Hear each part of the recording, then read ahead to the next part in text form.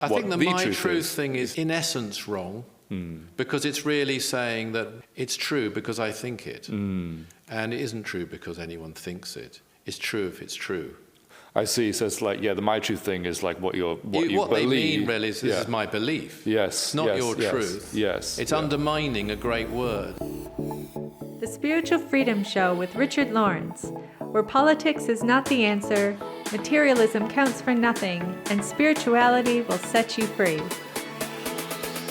Richard. Darren. So today I thought we could talk about the search for truth. Small topic. Talking my language. Yeah, I know, it's talking your language. Yeah. But not even just spiritual truth, but more broadly, just getting to the truth about something as well, like in our society in general. Yeah. Because I think one aspect of this challenge is this phrase that kind of people start to use more and more often, which is my truth. Oh, yes. Yeah, versus, as opposed to the truth per se. Yeah. So I thought so that's what I'd like to get into today, but I thought let's just start by asking, like, when we talk about truth, what is truth anyway? I mean, how would you describe that? I mean, one of Dr. King's favorite sayings, which you'll hear on many of his lectures, is truth is. Whether we like it or not, truth is.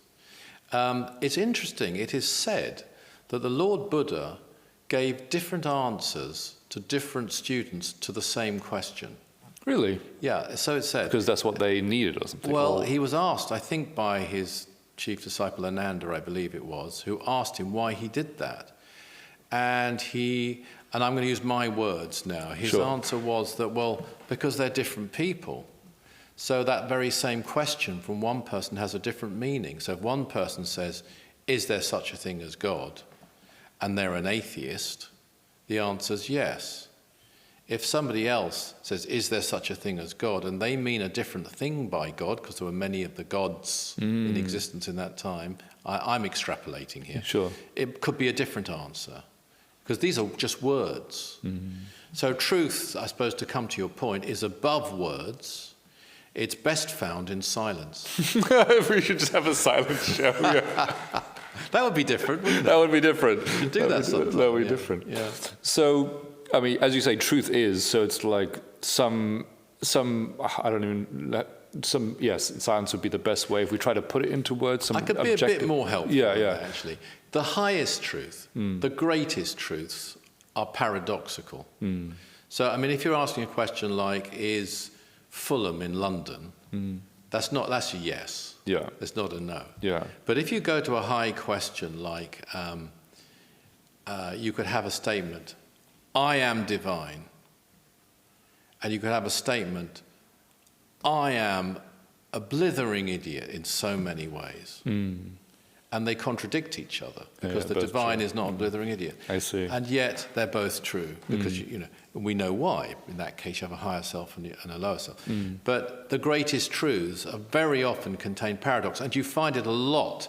I mean, you find a whole section. I'll just give an example here from the fifth freedom, which I must say I'm really focused on at this moment, but however, that's by the by.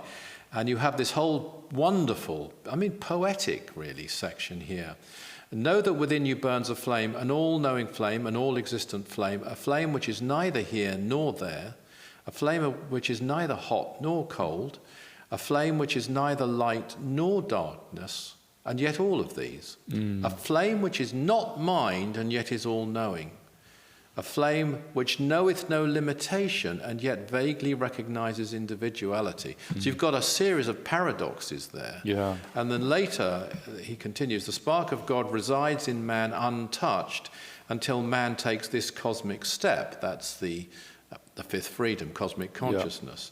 Even then he touches not this flame, but liveth with all feeling through its brilliant radiations, light, which passeth mere foolish verbose description, and yet is passive. Now, that word passive, and I've talked about this before, mystified me for a long time. And I thought, it's because you're still, you're physically still. You're in a passive physical position. When you're in cosmic consciousness, you can't physically move. Right. But actually, it goes beyond the three senses. It takes in time, which is you're beyond time. It's timeless. There's no motion of any kind, because you're not limited to that body in that state. You could be anywhere in space, really, if you focused on that. And you're not even limited to mind. Now, we measure feeling in mind and in physical sensation, in sensation of one kind or another. Sure, yeah. But this one is not. So that's why I believe that's what is meant when it says it is passive. So it's a flame which is paradoxical, but both are true. Both are true. It's it is a feeling. It's like it's all knowing, but it's not mind. And you could say, well, you can't think without mind. Well, you're not thinking, but you're all knowing.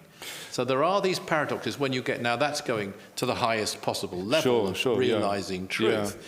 But even in everyday life, sometimes there's a paradox. Sometimes there is a wonderful piece of advice from the master theorist that we have experiences through the lives, and sometimes they can be multiple, they can be repeated until we've gained full sensitization through them.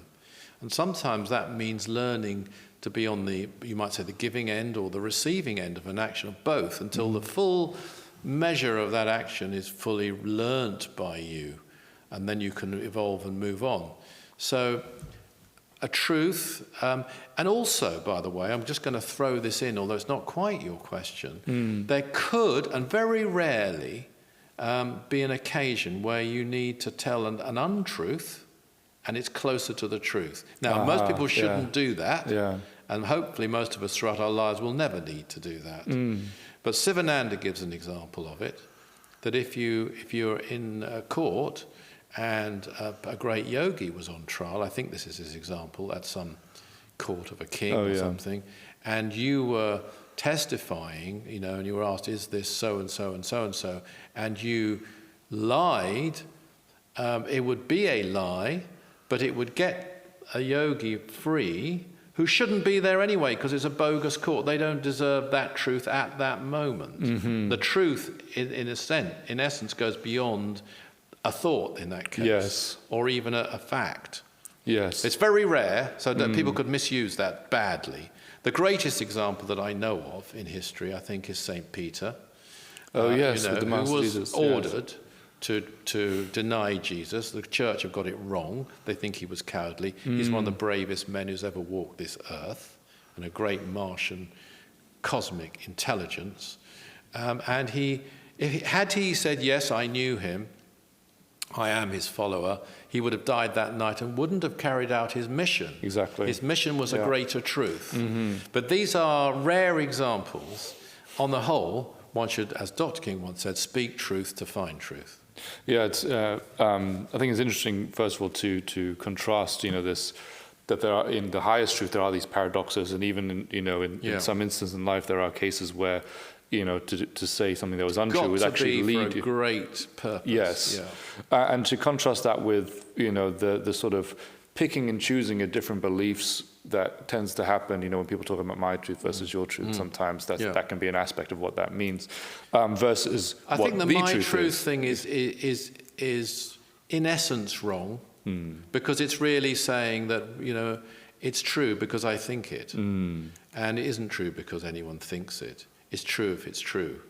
I see. So it's like, the my truth thing is like what you believe. They mean really is this is my belief. Yes. It's not your truth. Yes. It's undermining a great word. Yes. That's kind of a similar theme to one of our recent shows, actually, isn't it? Where we were talking about undermining or sort of diluting the real meaning of these words, which are so much more.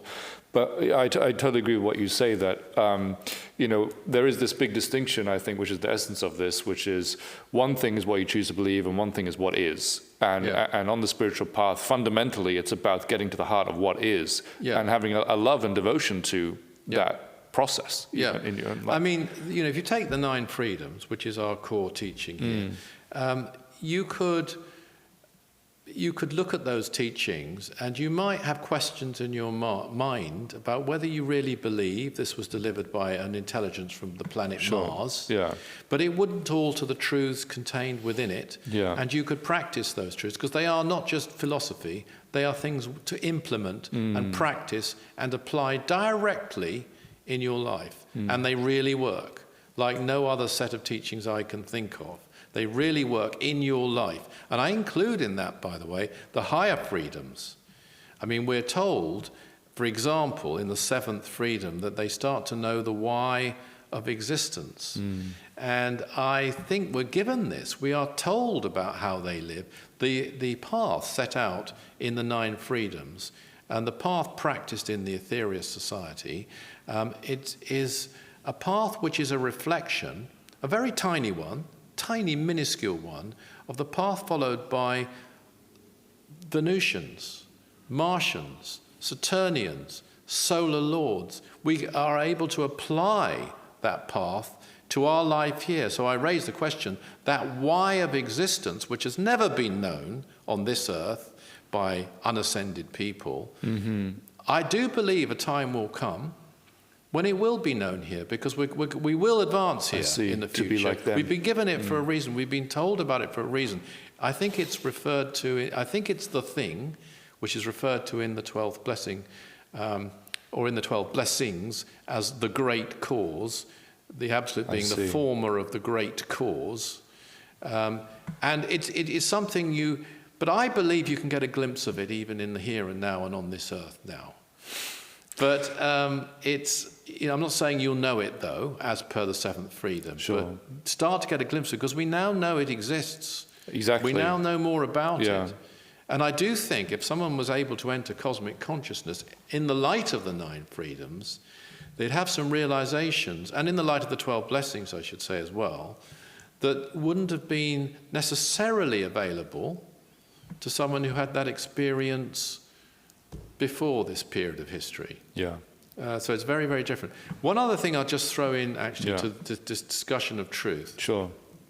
And it's a brilliant statement that Dr. King made, and he made it in a seminar called Watcher in the Night, which again is available on our Aetherius Cloud. Yeah, that's right. And do get the Aetherius Cloud. It's absolutely fantastic. You won't get a better reservoir of cosmic teaching and of metaphysical truth, talking about truth, I believe, than you'll find anywhere else on earth. And I'm a person who admires other teachings. It's not saying there's no other truth. There are some wonderful other truths, but there's nothing to compare with what we've got here on Aetherius. Oh, obviously, I'm biased. I'd be somewhere else if I thought that. But I just want to say that for the benefit of our viewers. Do look into that. But the point he made in this seminar, Watcher in the Night, is if you really spoke truth, you really spoke truth, and I think I've got this right, he said you'd never really stop speaking, because the more truth that you spoke... He's looking at me. I'm sorry, I do get a reputation for never stopping speaking, but the more truth you spoke, the more you would know. That's a brilliant point. And karmically, it must be so. Yeah, actually, that's exactly, because that's what he's saying in other points. When he's saying is like speak truth to find truth, and so, well, there's the logical implication of that. Teach truth to find truth is another thing you could say. That springs from that. No, that's a beautiful thing. One other aspect of this, I think, is is there a danger in our society at large of talking about the truth? I heard some laughing back. Yeah, I think I heard some as well. When I said you never stop speaking. Is there a danger in our society of sort of, encouraging this idea of the truth? Because a lot of the times when people talk about the truth, they're not really talking about profound, deep, realizations of cosmic reality. They're talking about what are essentially beliefs that they want people to accept blindly or just as a dogma. Yeah, I mean, obviously, I'd like to know the truth about oranges if I'm eating them, and so on. So there's all kinds of levels of truth. And all knowledge can be valuable if it's used in the right way. But when we're getting on to deep truth, and that's what most people mean by it, I think the thing to avoid is the one and only truth. That's where people go wrong. That's where some religions go wrong. We've got the truth and they haven't. Right. And as I said earlier, I mean, the Tao Te Ching, is just a wonderful exposition of truth. And basically tells you, that you can really advance if you do it correctly in the stillness. You can go through, this is not a quote, but 1,000 years in just it's not limited to time. Realization can take you on a journey. A realization of truth can take you on a journey of 1,000 years just in a matter of minutes. That's not from the Tao Te Ching, by the way, but the principle is there. Yeah. And likewise in the aphorisms of Sri Patanjali. I'm just naming one or two things that I personally love. I love the teachings of Swami Vivekananda. There was a tough truth speaker, a no-nonsense person. So was Swami Sivananda. Yeah. Some of the great yogas are very no-nonsense, and some of them just resorted to silence. Like Ramani Maharshi didn't sort of want to talk about it much. And it certainly they didn't want to argue about it, because it's in the end, it has to be perceived through realization. Much speech leads inevitably to silence. There's the Tao Te Ching.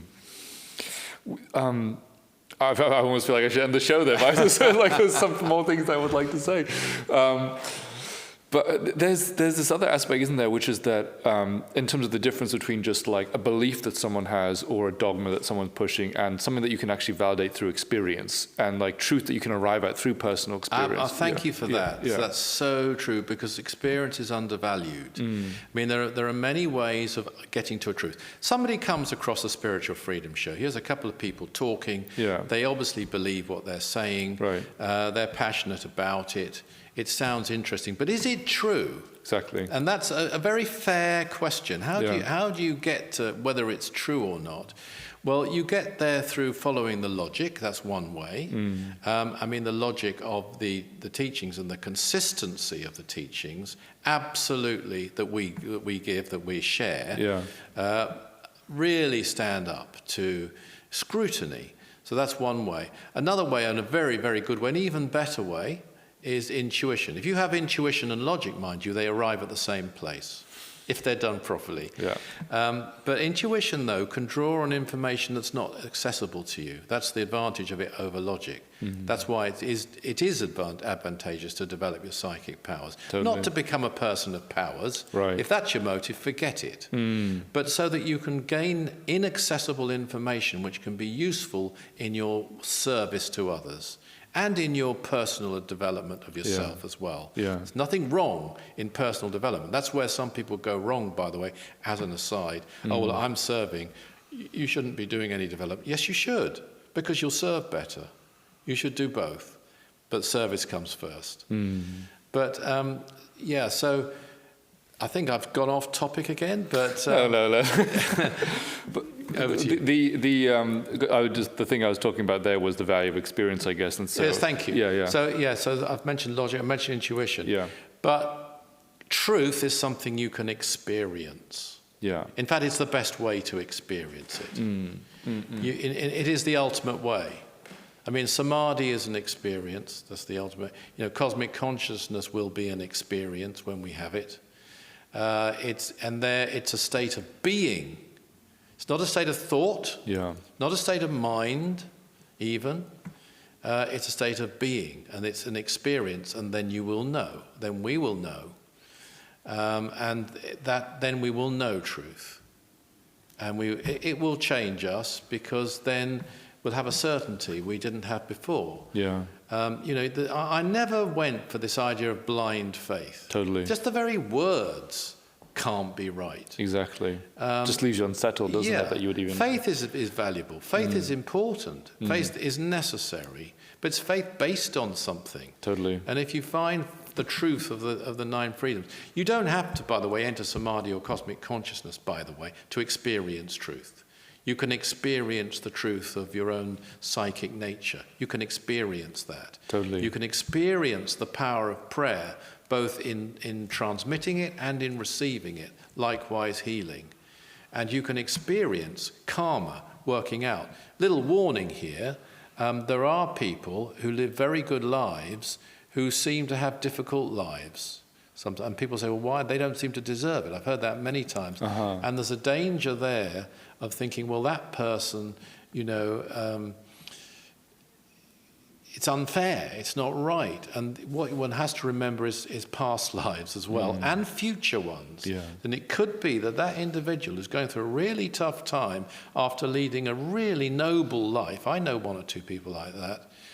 such a person is choosing, because they're advanced enough, to burn up their karma now to make way for the future. Because we've been here for a long, long time, and we all have karma to burn up. Oh, I love that perspective. You know, I never really thought about it that way, although in hindsight now it's kind of so obvious that we always think about karma as a reaction to something that's happened, but we don't necessarily think, you know, in terms of our own frame of mind of it, that this is actually preparing us, strengthening us for future experience even. Yeah. Something that we may want to do, you know, allowing, you know, opportunities of advancement in future that you know, our higher self is saying that it's ready for. Yeah, indeed. That's a beautiful way to put it.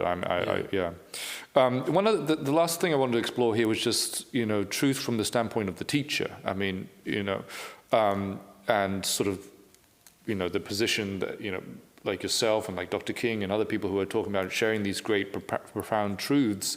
It's not easy, is it? I mean... Well, you know, I think there's a thing Dr. King said, and we've commented this before in one of his lectures on the 9 freedoms, that, you know, if he talked about what he really wanted to talk about, there'd be nobody there hardly. There'd be hardly anybody listening, because it's just too advanced.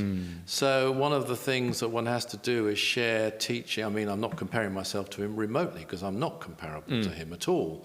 He's a great master. I'm a sort of working aspirant. Don't know what that makes me, but okay. But, you know, even I can see that one has to give teachings that are useful, applicable to people, not necessarily talk about the things you always want to talk about.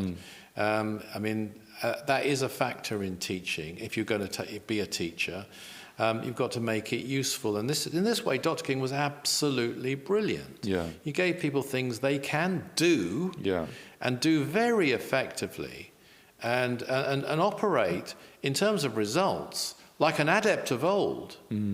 By, for example, climbing certain holy mountains and practicing the 12 blessings, for example, on that mountain.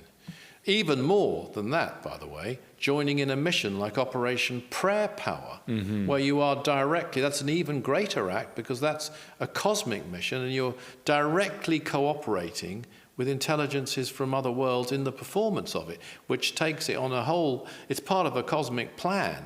It's on a whole other level, and this can be done by ordinary people. And they don't have to be members of the Aetherius Society.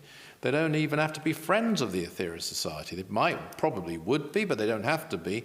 They can come along and do that.